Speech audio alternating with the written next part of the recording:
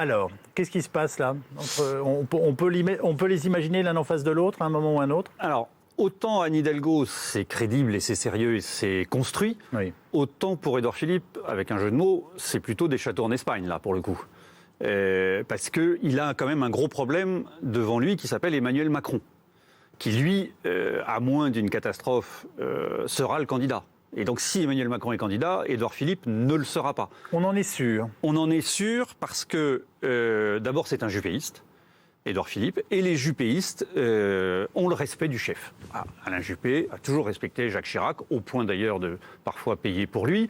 Édouard Philippe considère que c'est Emmanuel Macron qui lui a donné sa chance, qui lui permet d'être là. Il faut quand même se souvenir, en 2017, Édouard Philippe, en 2016, si Alain Juppé gagne la primaire, il sait qu'au mieux, il sera quoi? Ministre délégué. Vous savez, Alain Juppé, c'est quelqu'un, t'as pas d'expérience, tu commences secrétaire d'État, ministre délégué, puis si ça marche bien, tu progresses. Oui. Il ne l'aurait jamais mis à Matignon d'emblée.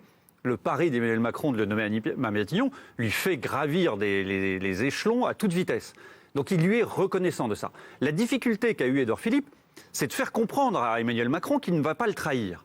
Parce qu'évidemment, Emmanuel Macron est bien placé pour savoir que c'est pas parce que quelqu'un vous dit qu'il ne va pas le faire qu'il ne le fera pas. Et oui, mais ça a créé une petite tension quand même en août-septembre, parce que Emmanuel Macron vire Édouard Philippe, et puis il y a une petite musique sur Édouard Philippe devient populaire, Édouard Philippe plaît à la droite et à La République En Marche. C'est pas une petite musique, c'est une réalité. C'était une réalité. Que les sondages confortent en permanence. Exactement, et donc il y avait un moment une inquiétude disant tout homme politique normalement constitué se dit je vais faire grossir ce matelas et puis me mettre en position de recours. Donc il fallait absolument clarifier les choses entre les deux hommes parce que ça commençait à prendre des proportions. Et la clarification a eu lieu? Oui, les deux hommes se sont vus et je pense que la clarification a eu lieu.